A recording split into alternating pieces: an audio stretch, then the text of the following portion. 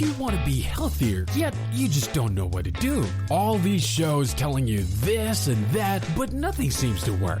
Well, listen close. Golden State Media Concepts has got something great for you. The Health and Wellness Podcast, dedicated to workout trends, healthy eating habits, diet, and everything about healthy living. Join us in our banters as we help you not just live life to the fullest, but live it to the healthiest.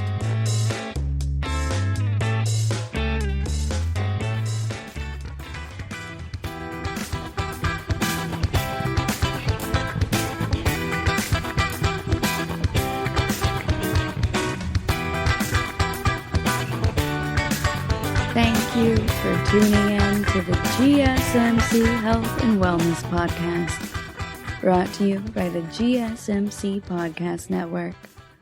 I'm your host, Alex. This week, my best friend fell and hurt her ankle. She sprained it. It might be broken, but they're not able to tell just from the x-rays right now, because the ankle is a complex joint that involves many different bones. So she's had a lot of inflammation, is really my point. We have been trying a lot of different methods, especially anti-inflammatory agents this week. We've been wrapping it. We have gone ahead and kept the weight off of it, the rice method.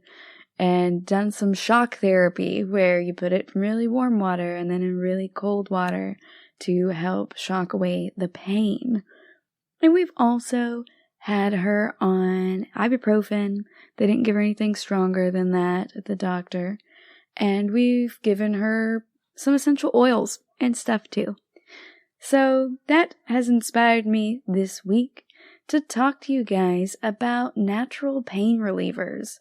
Some natural anti-inflammatory agents. Not everyone loves to take pills or really get into a lot of modern medicine. So despite my feelings about how much I love modern medicine, I also want to talk to you guys about the natural agents. So we've already done an episode on NSAIDs, those non-steroidal anti-inflammatory drugs like ibuprofen, naproxen, sodium, things like that. So today we're going to talk about some of the natural kind. After all, that's kind of from where every other kind has originally derived. So we're going to first talk about how pain works in the body. And then we're going to talk about a host of natural pain relief methods, from essential oils to changes to your diet, to help you figure out how you can do this best for you. Of course, if you are more prone to reach for the ibuprofen, you are still totally welcome to. But if you're looking for more information for alternatives or complementary methods for it, we're going to go over these today. So, first up, we're going to start with our definitions. We're going to talk about analgesics today. And an analgesic means pain relief. They're painkillers. So it comes from the Greek words, or the Greek roots, an, which means without or not, and algos, which is pain. So it really just means without pain, analgesic. If you read a lot of older books, especially those before the 20th century, you may have seen them referred to as being anodynes as well. So these analgesics are painkillers, and that's any member of a group of drugs used to give you relief from pain. Now, this is totally separate from anesthetics. So anesthetics are relieving sensation, not necessarily pain. They numb the area around it instead of helping to reduce things like inflammation that are associated with pain. The anesthetic can temporarily affect or completely eliminate sensation, but that is different from pain because you can't feel any sensation under an anesthetic. When you have a local anesthetic, you can't feel pressure, you can't feel pleasure there, you can't feel anything. Whereas analgesics are specifically to eliminate pain, not generally for eliminating sensation. So think of pain as a subset of sensations, and that's kind of where we're going with this. So with these analgesics, you can get them in many different forms. Those include opioids. They also include NSAIDs, also salicylates. They also include paracetamol. And these agents act in different ways on your peripheral and your central nervous systems to help you not feel pain anymore. But the type that you want is going to depend on the severity and also your responses to other medication. The World Health Organization has something called the pain ladder, and the first rung on that ladder is going to be a mild analgesic. It's also going to depend on the type of pain that you have. So if you have neuropathic pain, then you're not going to be able to use traditional analgesics that much, just because they are less effective. So you'll need to try different ones. That means that sometimes for neuropathic pain, instead of getting an analgesic, you'll get an antidepressant or an anticonvulsant, because sometimes they can be prescribed off-label, as we've discussed before, to help you out with something, because maybe you don't have convulsions, but one of the side effects of the anticonvulsant therapy is also pain relief, even if that's not its primary purpose. You also might want to take into consideration the duration of which you are planning on having to be on these medications. Or not really planning, as a lot of these things are outside of our control, but rather expecting. What has your doctor said is your prognosis for this? How frequently are you having to take these medications? A lot of these meds, like just the basic NSAIDs, like ibuprofen and such, can cause some severe side effects in some people when they are taken long term, especially issues related to like your liver or your kidneys. And that's why they say to drink a lot of water when you're on them. They really do mean that. It's the best for your health and wellness.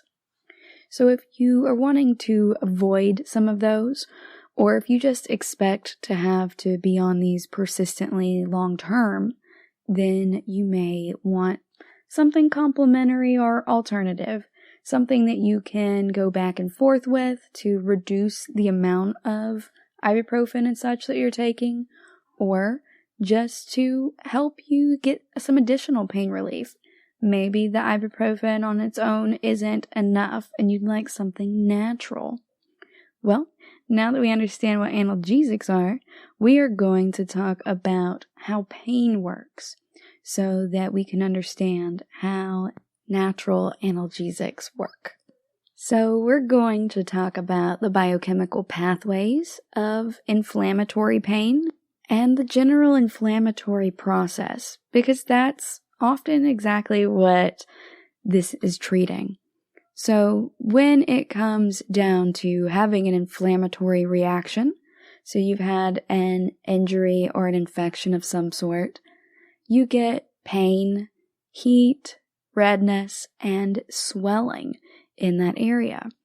And these have been referred to as well as being dolor, calor, rubor, and tumor.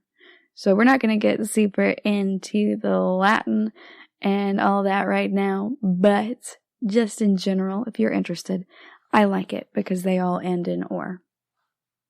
It just looks nice. It's the literature geek in me, but it's pretty interesting how these pain reactions happen in parts of your body. So anything from having something like scoliosis, like an abnormal spine placement, or having muscle issues, or pulling a tendon or a ligament like your ACL, or having structural abnormalities in your bones themselves, those can all cause you pain and require you to need a consult with a doctor. They may even say, hey, this isn't something that you really require surgery for, but you are still going to be laid up for just as long, and it's going to be painful, just like if you had surgery. So much like many other CAMs, using herbal remedies and natural pain relief isn't just about relieving the pain. It's also about giving you an improved quality of life so that, after you're finished with going through the pain of healing from this inflammation, that you haven't also caused damage to your kidneys or your liver, things like that you're then going to need to treat afterwards. And the interesting thing about pain is that in most cases, regardless of what caused it, whether it is a fall and you've injured yourself, or if you have an infection and it's bacteria that's causing the problem, most pain is brought on by inflammatory responses. In the past few decades, we've also learned a lot about how inflammatory cytokines work in our bodies. And remember, from previous episodes on the immune system, cytokines are a bunch of different substances. It's a collective umbrella term for things like growth factors, or interferon, or interleukin, and those are things that are secreted by cells in your immune system. So it's saying that the inflammatory cytokines, the substances involved in your immune response that affect other cells, have really helped us understand how the biochemical pathways work for pain and for anti-inflammatory drugs themselves. And that's the thing that I really wanted to focus on today, because these things also apply to natural remedies. It doesn't necessarily have to be a medical modern marvel in order for it to have its effect on the body studied.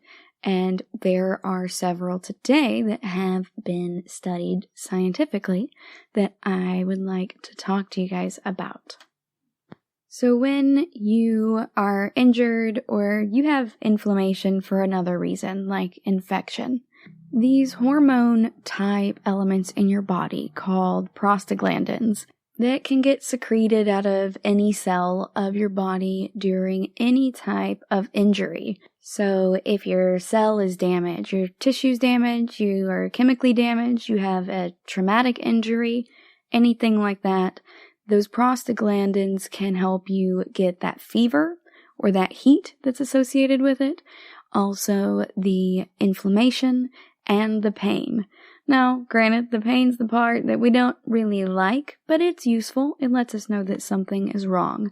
So those prostaglandins are really trying to do us a solid. Thromboxane is also part of the inflammatory pathway, and this element is a lipid that can activate your hormones to make sure that your platelets and your blood vessels and the clotting factors in your blood are doing what they're supposed to do to help support that inflammatory response.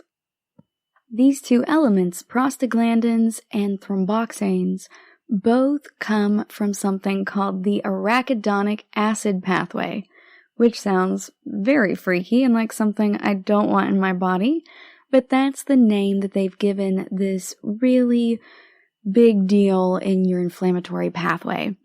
It's this acid that's membrane-based, and it turns into either a prostaglandin or a thromboxane via the COX reactions, the COX enzymes. You've probably heard about COX enzymes a lot before, especially if you watch medical shows a lot like House or something. So this trigger is that you get some type of injury to your tissue, And then when that happens, the cells in your body that have been injured release that arachidonic acid. And then those differentiate into either prostaglandins or thromboxanes when those COX enzymes interact with it. Now, both COX-1 and COX-2 act really similar to each other, but we also have to pay attention to the fact that COX-2 can sometimes inhibit some NSAIDs, and that can cause a problem with side effects. So the way that it works is we have this compound called acetylsalicylic acid, and that disables the COX enzymes to help block that. And they've taken that into account in the development of NSAIDs over the years to help reduce major side effects, like organ and tissue damage or getting ulcers or hemorrhaging. Which, again, while I have a healthy love for modern medicine, I also hear that and want to maybe try something more natural that perhaps has fewer side effects. So we're going to go on a quick break, and when we come back, we're going to talk about some of these natural compounds that we can apply to the inflammatory response to help relieve our pain. Stay tuned.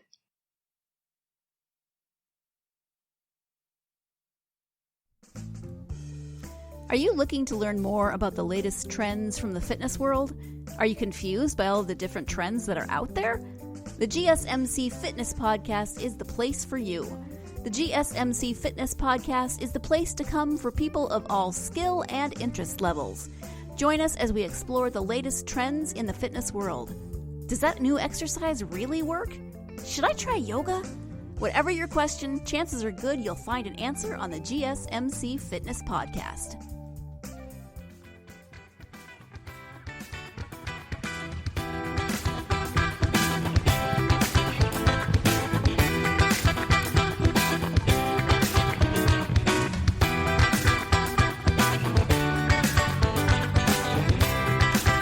Welcome back. Before the break, we were talking about our inflammatory pathways, including the secretions of substances collectively referred to as cytokines. We also talked about how knowing more about this inflammatory pathway can help us figure out the best approaches to take with developing new drugs and deciding which ones to take in different situations. Now we're going to talk about some natural ways that we can improve our pain relief, starting with omega-3 fatty acids. Yes, I did just say that we can help out our pain pathways by taking omega-3 fatty acids, fish oil. This has been studied and has a lot of scientific support to be considered as a good CAM for NSAIDs. They found that O3 can even successfully treat pain that's in your spine area. You can also try other foods like capsaicin, camphor oil, or some poultices. These have been studied and shown to help with at least localized muscle soreness or traumatic injuries. So, getting a cut, getting a bruise, things like that. With the omega-3 specifically, they have studied how that affects your musculoskeletal system and can be traced all the way back to the late 18th century. That's because fish oil, with those omega-3 fatty acids as we think of them today, was referred to as cod liver oil. So cod is a fish, it's still just fish oil. It sounds still kind of gross, but it doesn't give you the automatic retching that cod liver oil does, seeing as how that was just used in a lot of cartoons way back when to indicate that it was something terrible. None of the characters ever looked happy about taking cod liver oil, and so even though I'm pretty sure I've never tried it myself, I automatically think of the yuck reaction when I think of that. But for fish oil, for some reason, I don't. And I have had that one. So with Fish oils, though, you have one big problem, and that is they are a polyunsaturated fat. So when you expose them to air, they can turn rancid really quickly. That's kind of why cod liver oil wasn't used as much anymore. If you remember from the cartoons, they would always pour it out into a spoon in liquid form, like it was a cough syrup, or like it was mineral oil. So I imagine that probably was rather unpalatable, to be kind. But with the advent of gel caps and things like that, and making sure that there's no oxygen involved in getting these elements into the capsules, we have a better chance of using them. They have a longer shelf life. And also, we're not necessarily having to taste it on the way down. So it's a lot easier to take your cod liver oil now than it was in the 18th century. And not only are omega-3s some of the available options for you if you're looking for a cam, but there have been several studies and they have found them to be one of the most effective natural anti-inflammatories, which seems wild to me.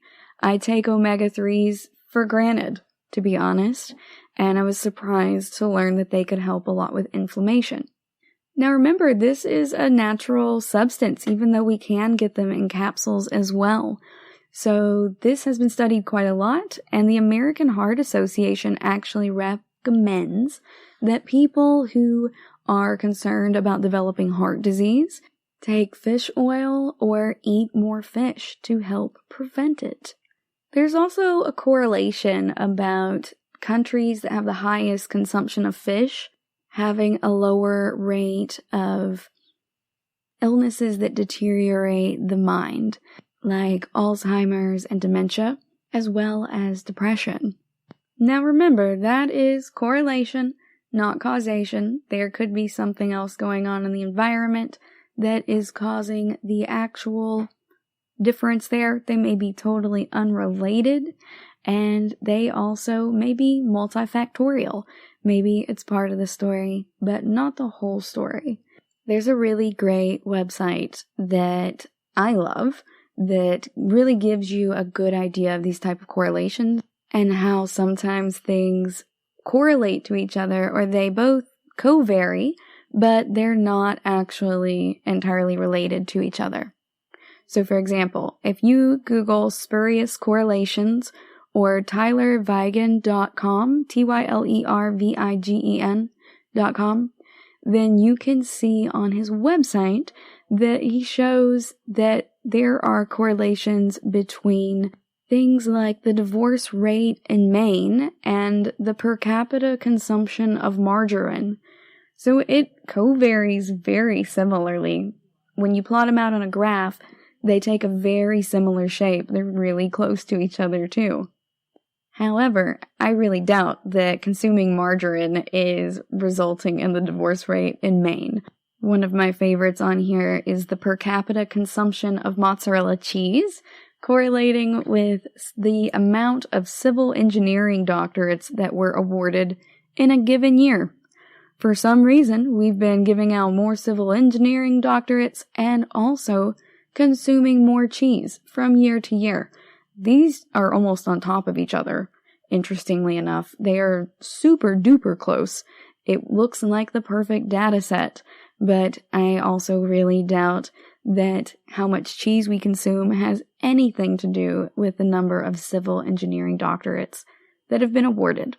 It's not like everyone has a fancy schmancy cheese plate every time someone gets a civil engineering doctorate. So just keep that in mind when we talk about correlations and causations.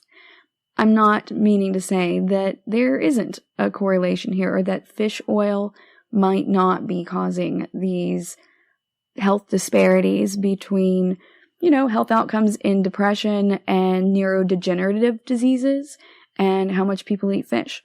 They very well could. But whenever someone brings you a correlation or gives you numbers like that, I think it helps to also keep that in mind and really roll it around in your head, because sometimes those things really are true, but that doesn't mean that they're necessarily relevant.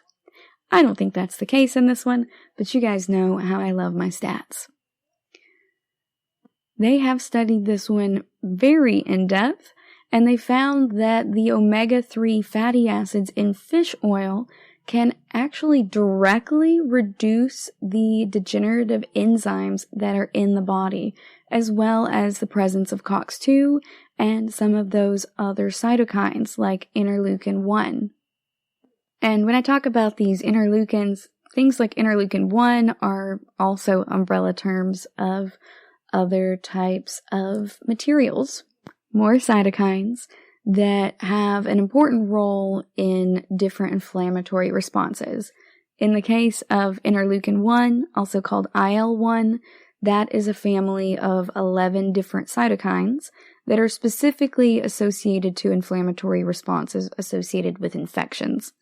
They've specifically done studies on inflammation in synovial cartilage, and they found that out of 250 patients who had cervical and lumbar disc diseases, 59% of them could substitute fish oil supplements as a natural anti-inflammatory agent for the NSAIDs that they were all taking before. So 59%, it's a little better than half. Now, that doesn't mean it's necessarily the ideal, optimal results that we want, but that does mean that you might be one of the 59% who could reasonably substitute fish oil supplements for your NSAIDs. If they were going to do that, this study recommends the recommended dosage to be a total of 1.5 to 5 grams of fish oil per day taken with your meals. Now, if you haven't taken fish oil supplements before and you don't know how your body may react, there are some rare side effects like occasional belching if you don't take those supplements with your food. So take those fish supplements with your food to avoid burping up fish oil, very similar to taking iron supplements and burping up pennies. You know, not whole pennies, but the flavor. You get my gist. Now, if you are on anticoagulant medications, though, you should not take omega-3 fatty acids because it can possibly increase the potential for you to bleed. I'd be remiss to not point that out, as, we think of side effects as being involved with modern medication, but you can also get side effects from taking any other plants.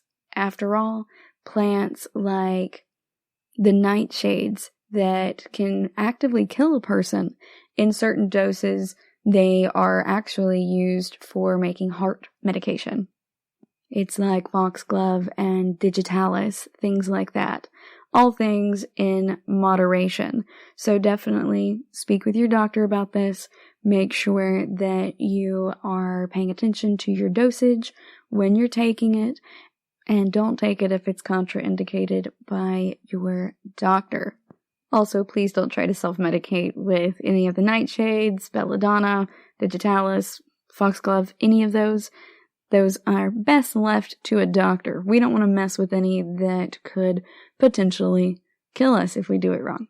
We're going to go on a quick break, and when we come back, we're going to talk about some of my favorites for treating inflammation, including turmeric, white willow bark, and green tea. Stay tuned.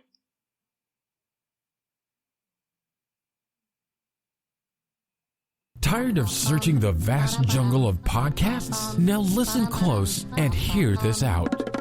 There's a podcast network that covers just about everything that you've been searching. Hey! The Golden State Media Concepts Podcast Network is here. Nothing less than a podcast bliss with endless hours of podcast coverage. From news, sports, music, fashion, cooking, entertainment, fantasy, football, and so much more. So stop lurking around and go straight out to the Golden State Media Concepts. concepts podcast network, guaranteed to fill that podcast itch. whatever it may be. Visit us at www.gsmcpodcast.com. Follow us on Facebook and Twitter, and download us on iTunes, SoundCloud, and Google Play.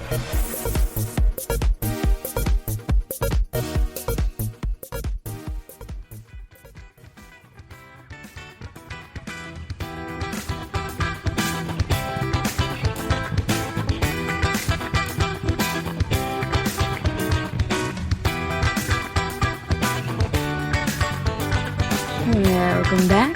Before the break, we were talking about omega-3 fatty acids, how they've been shown to help treat back pain. And now we're going to talk about white willow bark and turmeric. So, first up, what is turmeric? Yes, even though I said white willow bark, I'm going to start with turmeric first because it's my absolute favorite. I put turmeric in pretty much all of my food. If I make rice, turmeric goes in. If I am making any kind of meat, I'm going to douse it in some turmeric because turmeric doesn't really have much flavor. You could probably put it in an apple pie and it would be fine. Or at least it doesn't have much flavor to me. It's not noticeable enough for me to worry about the other spices I'm even putting in with it. If you guys have a different experience with turmeric, let me know on Twitter or Instagram or Facebook. But as far as I know, you can put in anything. And I've been telling people that, so I need to know if I am wrong. Because I understand that some people do use it as a flavoring spice, but I'm not sure what I'm supposed to get out of it. Aside from anti-inflammatory properties. It's been used for a long time in Chinese and Ayurvedic medicines, and they have used it to also treat digestive disorders and to help your wounds heal quicker too. Now when I say Ayurvedic, I mean Ayurveda, the traditional Hindu practice of medicine. They've also performed a lot of clinical trials in recent years, and they found that curcumin/turmeric works well as an antioxidant, an anti-inflammatory, and it also acts with anti-neoplastic impacts on the body around it. Neoplasm means it helps tumors grow, so anti-neoplastic means it helps to inhibit the growth of tumors. Now, some of these studies over the years have also shown that it may work well in treating cystic fibrosis because of the anti-inflammatory properties. And turmeric does this by suppressing certain cytokines and activators of those cytokines. They've also seen that it can regulate the activity of some of those COX-1 and COX-2 enzymes. So it can inhibit both of those and thereby slow down or halt that inflammation that's along the COX pain pathway or the COX inflammation pathway. Most of the studies they've done on that have been on non-human animals so far, but honestly, humans have been using this for centuries in China and in Hindu populations. If you're going to take it, the usual dosage that's recommended for just regular turmeric powder is 400 to 600 milligrams 3 times per day. Now, keep in mind, just like with modern medicine, this may come with some side effects. They say that they're uncommon, but if you use turmeric a ton with extended use, it can upset your stomach or even cause gastric ulcers if you have it at a super high dose. So be mindful of that and don't put it in literally everything you cook. Could you put it in an apple pie? Sure. If you're putting it in absolutely everything else you eat though, maybe don't. Also, if you are taking anticoagulants or you're having to take high doses of non-steroidal drugs, you should be careful with that. Run that by your doctor first. But studies have shown that if you have a low dose of non-steroidal medications, If you use curcumin, it's safe to have it in combination with the low doses, but talk to your doctor about your specific medical needs and how low of a dose you would need. Next up, we have willow bark. So bark from the white willow tree is a very old treatment for pain and inflammation. It was used by ancient Egyptians, Romans, Greeks, and Indian civilizations. And they didn't just use it as an analgesic. They also used it as an antipyretic, so it can actually help bring down a fever. Now, there have been side effects that are associated with aspirin over the years, and that's caused white willow bark to be a little bit more popular. Also, I'm in the middle of a rewatch of Private Practice, and one of the guys on the show does complementary and alternative medicine in the practice, although the rest of them are, pediatricians, traditional Western doctors, etc. But one of them does a lot of different approaches, and that's really gotten me back into this wild world of natural remedies. I'd forgotten about white willow bark for a while, and I was excited to see that it's been tested in modern science as well. Now, white willow bark, though, does a very similar method of helping to prevent pain that aspirin uses. Aspirin and white willow bark take a very similar approach to block the inflammatory prostaglandins by using non-selective inhibition of both COX-1 and COX-2. So white willow bark also acts on the COX pathways, much like curcumin/turmeric. Some studies that are randomized trials that also have placebo, so the randomized controlled trials, my favorite kind, they have compared NSAIDs with willow bark and have found that it works very similarly to aspirin in regards to not only mechanism but also effectiveness. There's something in the white willow bark called salicin, and it is converted to salicylic acid by your liver. And that is also associated with having fewer side effects than aspirin. But it's a little pricey, and you definitely shouldn't use it in children because much like aspirin, it can also result in a higher risk of Ray's syndrome. Additionally, if you have a peptic ulcer or you have poorly controlled diabetes or any type of liver or kidney disorders or any other condition in which you wouldn't use aspirin, don't use white willow bark. That's how similar the two of them are. White willow bark, if you are able to use it and your doctor also okays it, you can take a dose of it at 240 milligrams per day. Another one of my favorites is green tea. Green tea makes me happy, no matter what time of the year it is. I'll drink it hot, I'll drink it cold, just don't put sugar or anything in it. It's a really great impact on your cardiovascular system, and it also has antioxidant properties, which means it's good for helping to prevent cancer. It fights those free radicals. So with green tea, a lot of folks who have arthritis also drink it because it's been recently revealed that it acts as an anti-inflammatory.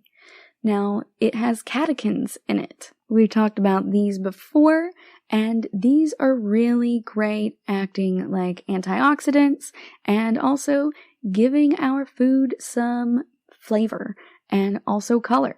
You will also find catechins in wine and chocolate. These specific catechins that are in green tea inhibit those interleukin-1 secretions.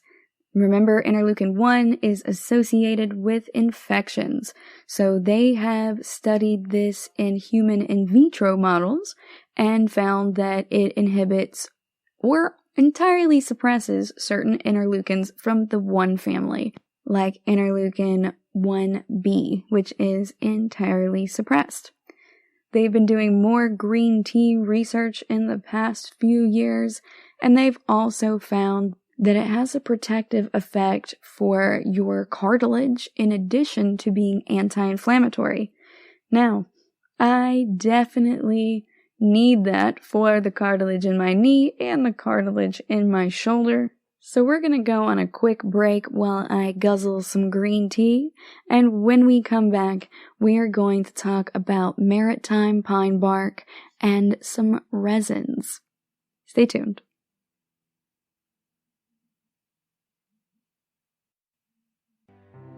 The GSMC Life and Happiness Podcast takes you on a journey of exploration. We'll discuss tried and true methods alongside the latest trends of how to best live your life to its fullest and happiest. From psychology to meditation, science to self-help books, the GSMC Life and Happiness Podcast will help you to discover what makes you happy and how you can live life being the best you possible. Download the GSMC Life and Happiness Podcast on iTunes, Stitcher, SoundCloud, Google Play, or anywhere you find podcasts. Just type GSMC in the search bar.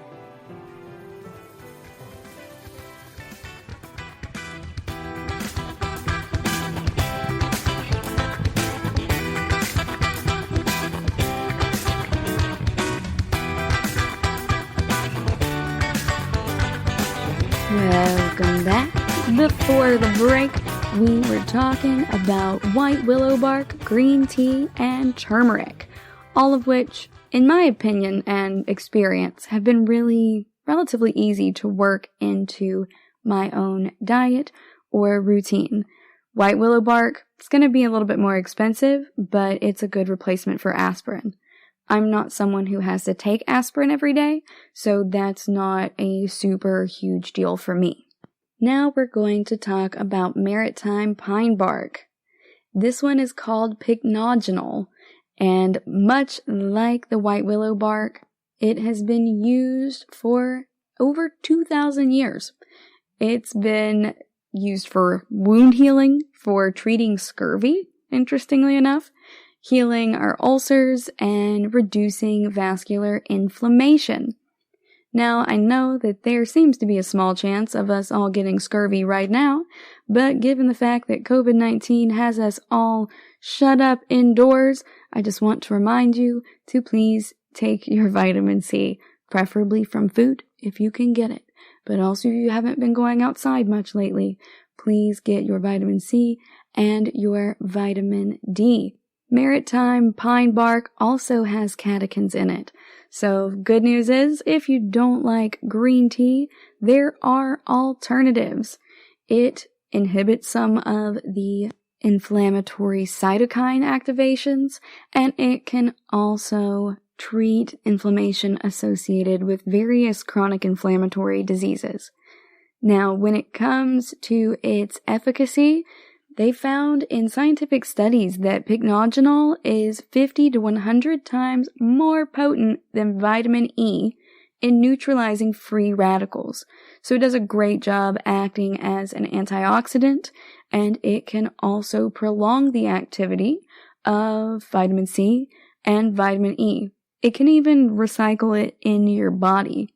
So if you're having trouble retaining your vitamin C or getting as much as you need, maybe take some pycnogenol, run it by your doctor, and see if that can help you out. It may also be helpful for reducing your blood pressure, and if you are at risk of venous thrombosis, you can also take it for reducing that risk. If you're going to take it, they recommend 100 to 200 milligrams daily, and they have found very few side effects from these pine bark extracts. The biggest one is mild gastrointestinal problems like diarrhea or having an upset stomach, and they also recommend to not take it if you're being treated with immunosuppressants or corticosteroid drugs, because pycnogenol can enhance your immune system function and interact poorly with drugs that suppress the immune system. I really love the tree barks in particular because I feel like that's something I could easily grow in my yard should I need to or should I want to. In the case of an apocalypse, it's important that we all know this information. Up next is frankincense, also referred to as Boswellia serrata resin. These trees are found in India, Ethiopia, Somalia, and on the Arabian Peninsula. So these Boswellia species trees produce a resin, a gum resin, called olibanum, which is known in the Western world as frankincense. So yes, we can apply this to our bodies. For frankincense, you can eat that resin and it has anti-inflammatory, anti-arthritic, and analgesic properties. It inhibits 5 LOX and helps you out with inflammatory diseases that are worsened by the presence of those metabolites by the arachidonic acid. It's been used for treating degenerative and also inflammatory joint disorders. And it does that by reducing the white blood cell count within your joint fluid. And it also inhibits leukocyte elastase, which is a material released in rheumatoid arthritis. Studies on specifically arthritis impacting the knee have shown a statistically significant improvement of the pain relief after 8 weeks of treatment with 333 milligrams of frankincense extract taken 3 times per day. Now, they did take x-rays of the knee joint afterwards to see if the improved function was associated with any structural changes. It just didn't hurt as much, so they were able to function better. But again, that's part of the goals for analgesics, is to improve the quality of life. They have also done combo studies of both frankincense with turmeric and found that it worked even better for treating active osteoarthritis when they compared it to non-steroidal diclofenac. I did not know what that one was, so I had to Google it. But it is an NSAID that is used to treat, you guessed it, osteoarthritis.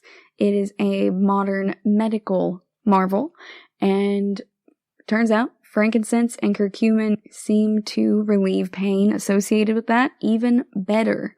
So frankincense is usually given as an extract, and it should be between 30 to 40% boswellic acids, and you would take it 300 to 500 milligrams 2 to 3 times per day. There have not been many people experiencing side effects in these studies, and most people handled eating frankincense pretty well, or consuming it rather well, but some folks did get stomach discomfort, like nausea, diarrhea, or acid reflux. So maybe talk to your doctor about it and start it in a smaller dose, and make sure you're not getting this in like a very concentrated essential oil or something like that. It should be a standardized extract that has about 30 to 40% boswellic acids for that 300 to 500 milligram dosage 2 to 3 times per day. If it is anything other than that, definitely speak with your doctor about it as well. In great news, resveratrol can also help us out with inflammation. And if you are not having that bell rung just yet, that means red wine. The skin of red wine grapes have the most concentrated amounts of resveratrol that we know of, and it's also an antioxidant. It can help protect your DNA too when consumed by non-human animals and us human animals. So, we talked about resveratrol quite a bit in our episode on wine and our episode on antioxidants, but we can see that it's been helpful in protecting our brains, in our heart, and also our joint pain related to arthritis. Elmali et al. 2007 reported that non-human animals that received an injection of resveratrol in the area between their joints, where your joints articulate with each other, they had a positive response in regards to inflammation being reduced in simulated knee osteoarthritis. Now, I didn't go too far into that one. I'm not sure exactly how that was simulated, so you may want to dig into that one on your own, but they said that they simulated it and that it was helpful. The anti-inflammatory properties in resveratrol have also been studied in animal models. Specifically, the ones that I've talked to you guys about before were related to mice. But resveratrol works by impacting that interleukin 1B again and working on the COX pathways. If you're not into wine, that's okay. You can still take it as a dietary supplement capsule. It is called P. cuspidatum, and if you get it on the counter, it's normally called trans-resveratrol in its active form, but they don't really have a real dosage range that is standardized.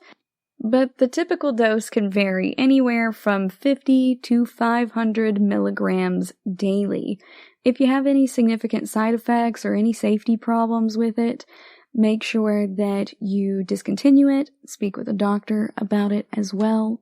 And if you are taking any types of medication that are antiplatelet in nature, whether those are prescription or herbal supplements, or if you're having anything that alters the coagulation of your blood, you should probably not take this. They say to exercise caution with it, but I'm going to say definitely run it by your doctor first, just to be safe. Lastly, we're going to discuss capsaicin. This is another one of my all-time favorites. I like to have spicy food with capsaicin in it, and much like turmeric, if I can put capsaicin in it, I probably will. So this is from the chili pepper. It was originally collected in North, Central, and South America in tropical regions, but it's now grown throughout the whole world. The capsaicin in chilies is what gives it that real pungency. And chemists isolated this over 100 years ago, and capsaicin makes up about 12% of a chili pepper. Chili peppers have also been used by Native Americans for centuries for different medical reasons. It also gives you kind of a regional anesthesia. So remember, when we're talking about analgesics, we're talking about relief from pain. When we are talking about anesthesia, we mean the cessation of any sensation at all. So you can't feel anything rather than just not being able to feel pain. And that works by degenerating some of the nerve ending cells that are associated with pain. Those are called nociceptive nerve endings. They're responsible specifically for communicating pain. And that can help produce long-lasting improvements in your pain threshold. Capsaicin also activates some other receptors that are involved in sensing pain. So it works via some analgesic pathways, with also inhibiting the NF-κB, and it can thereby give you an anti-inflammatory effect. Now, if it comes in contact with your flesh, it can make it feel like you're burning. I have personally picked Thai peppers from my mother's yard as a kid, and then wiped my face, thinking that as long as I didn't put it in my mouth, I would be fine. Not so.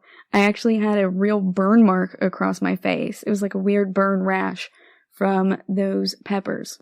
So that's the moment I learned that I should wear gloves when I am handling them. Or at the very least, just don't touch my face afterwards. I looked like a little bandit, but with, instead of some kind of eye mask on, it was just a really bad burn all the way across my face. I mean, from temple to temple across my nose. I swiped myself good. It can also burn your belly a little bit, so it can give you some digestive distress if you're not used to it.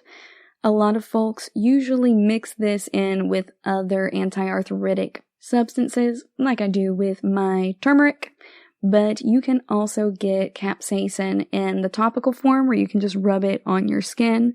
You could also put it into gel caps if you want it, or buy them in gel caps.